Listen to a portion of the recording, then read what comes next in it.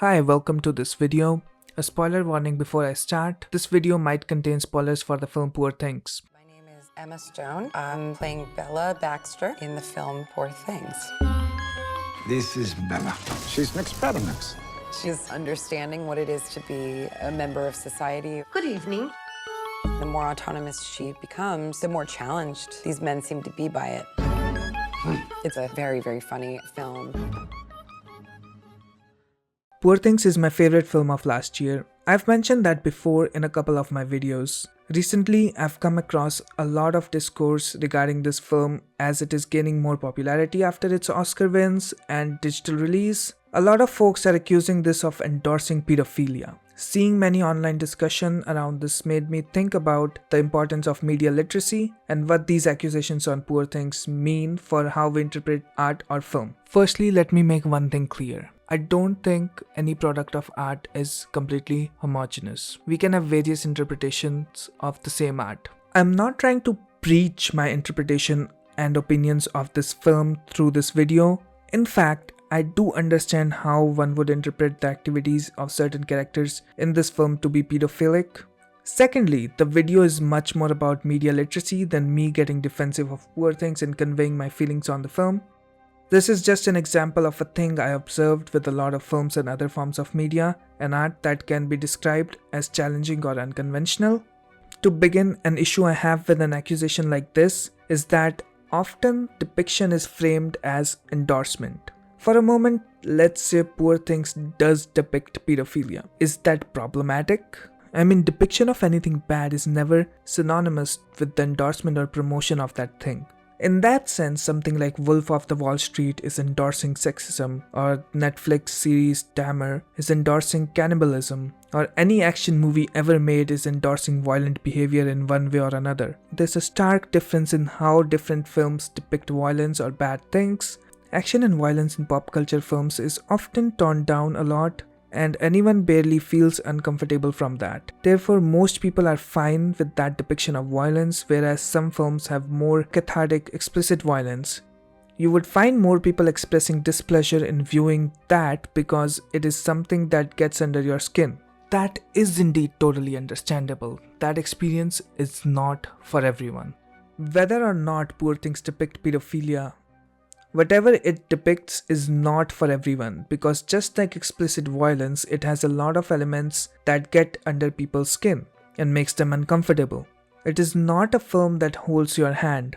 It is not the kind of film that whenever something bad or immoral happens on the screen, it would blurt out, "Oh, this is wrong, you shouldn't do this." I am into that. I like the kind of art or media that trusts me as a viewer, but I can totally understand why a film like Poor Things can make someone uncomfortable or consider that it is not their thing. Even if you are someone who hates this film because of your taste, I'm not making this video to convince you to give it another chance or anything. So yeah, another thing is, what is there in this film that people are calling pedophilia? I came across this Reddit post with 2k votes. It starts with summing up the film. Emma Stone is a baby in a woman's body. She has an insatiable sex drive and everyone wants to fuck her. I mean, these kinds of posts and comments are all over the internet on different social media platforms. I'm gonna read out some of the tweets for reference. One Twitter user writes, "I watched Poor Things today. It is a very disturbing movie. It is demonic. An undeveloped child's brain is implanted into an adult woman's body, then she's fucked over and over and over. It is a total pedo porn. I'm still disturbed after watching it. I hear it is cleaning up at the Oscars, which is very suiting for the Hollyweird folks." Another user writes, "It's really telling the extent to which Hollywood will go to normalize and then award pedophilic behavior. What's up with the silence about how Emma Stone's Academy Award winning character in Poor Things is a woman with a legit child's brain getting sexually exploited? Yes, a child's brain. Her unborn baby's brain is Frankenstein's into her own skull after she kills herself. Coverage fawning after after the film is nasty too. As Daily Beast put it, she has an unapologetic sexual awakening. They dubbed the movie Emma Stone's wild sex romp. Another vomit-inducing quote from the coverage of Poor Things: though Bella's muscles are at full maturity, her brain only recently learned to move them. So she walks with a theatrical lurch, somewhere between a toddler's waddle and the flounce of a marionette. Her character, Bella Baxter, is sexually liberated because she's genuinely child-brained. She doesn't actually understand what's going on when she's getting screwed by men. This is pedophilic in nature and masked by a guise of post-sexual revolution feminism, so it earns Academy Awards. Why is this okay? There are some more. Do not watch Poor Things. As a father of 2 young girls, I'm disgusted. Yo, it's pedo art mixed with shit ton of feminism. The story is she's a baby in a young girl's body and every man she meets wants to fuck her. Seriously, the woke BS is getting out of hand. There's one that I really like because this person claims what this movie is without watching it. Genuinely never going to watch Poor Things because it's not subversive premise and it's just pedo shit like everything else that pretends to be for the girlies. One last one. Poor Things is literally a pedo fantasy of what all men dream woman would be like, and the creators of the film definitely have some age play kink. 2 things are clear from these comments. Poor Things is seen as a Hollywood propaganda to glorify pedophilia. There are comments under these posts applauding these people for calling out Hollywood. Not surprising. All these people seem to have an issue with Emma Stone's character Bella Baxter having a baby's brain and then having sex with characters in the film. Since we have established this much, I want to bring your attention to the title of this video. Importance of media literacy. The ability to critically analyze and consume media is the foundation of media literacy, and it is in fact very relevant to the film we are discussing in this video. The artistic choices filmmakers make for this character and the story are meant to complement the theme and the subject matter they are trying to explore through this film. Whether or not they succeed at it, it is a matter of your interpretation and opinions. I'm not trying to deny one's individual experience with the film. What I'm critical of is the cynicism. Again, there can be a variety of interpretations of this film. The problem is there is a difference between a critically realized interpretation and a surface level interpretation. The post I mentioned seemed to be looking at the film with a feeling of disgust at the fact that it portrays a woman with a child's brain having sex with people, but these posts don't really justify why and how is that making the film problematic. I can tell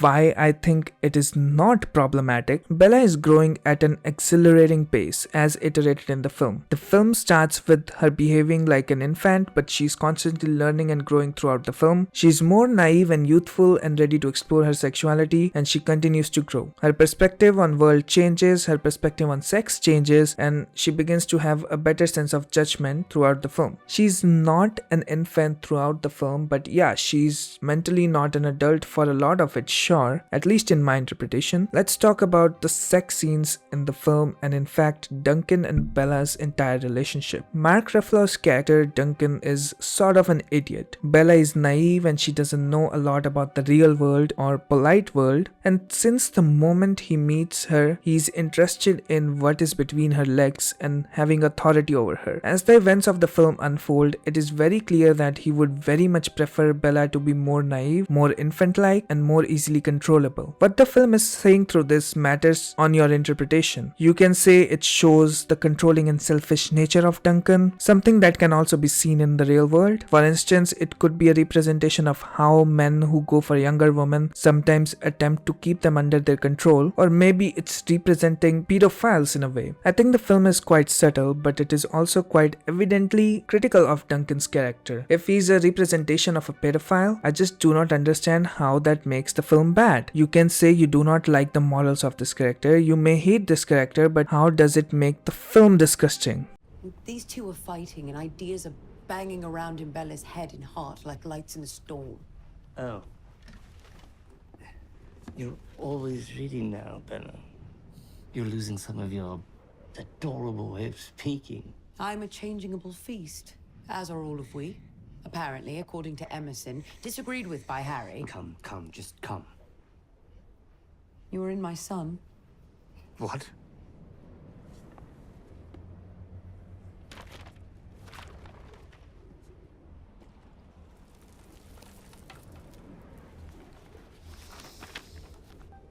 A contradiction that some people are putting against this analysis is that the film shows Bella enjoying having sex. I find that argument very baseless. If you are saying that what is happening is pedophilia, then do you think any teenager or young person getting groomed by a predator is always aware of what is happening to them?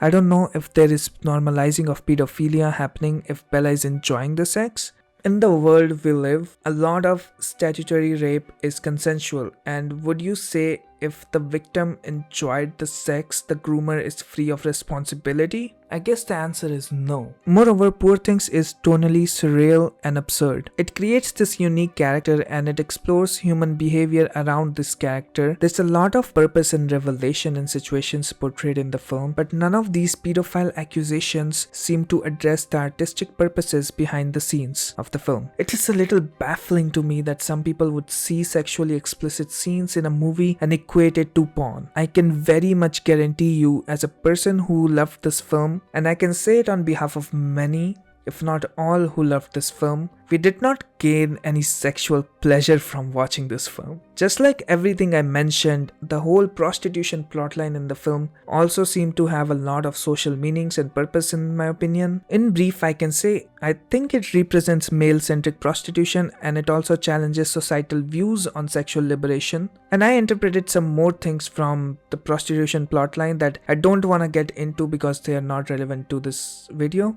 You might not agree with me, and that is totally fine. But again, framing the portrayal of prostitution in the film as pedophilia or porn is not recognizable and doesn't make much sense when you consider the themes of the film. Some people also dismiss this film, calling it a woke feminist propaganda. And that is something I don't even want to argue against too much. It's like you have a very strong political affiliation and anything that challenges your politics is bad. Poor Things is not even vocally or explicitly woke or feminist. It's a subtle and complex film with themes that can be interpreted as feminist. Why I am mentioning this is because the whole pedophilia controversy just helps these people to put an intelligent and challenging film like this in a bad light. Look at these woke feminist libtards promoting pedophilia.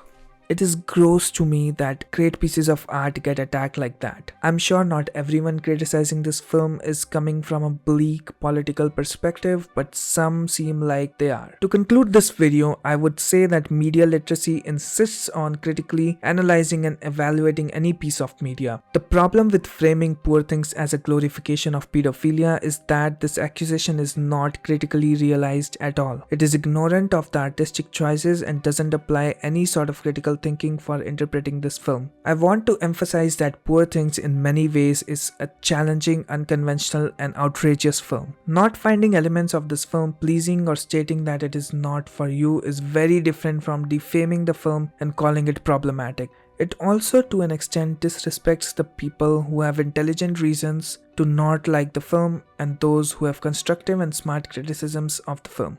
I'm very familiar with the work of Poor Things director Yorgos Lanthimos. He's a Greek filmmaker. He started off by making some very interesting and outrageous Greek films. Then he started making indie Hollywood films. I think all of his films I have seen, and I've seen most of them, are very rich artistically. He has a great vision and his films are very innovative. It is no less than a blessing to see him make something like Poor Things and to see this kind of film get some recognition. So the point is, it is quite far from a Hollywood propaganda of any kind. That's all I wanted to talk about today. Thank you for watching. I'll see you in the next one. Oh.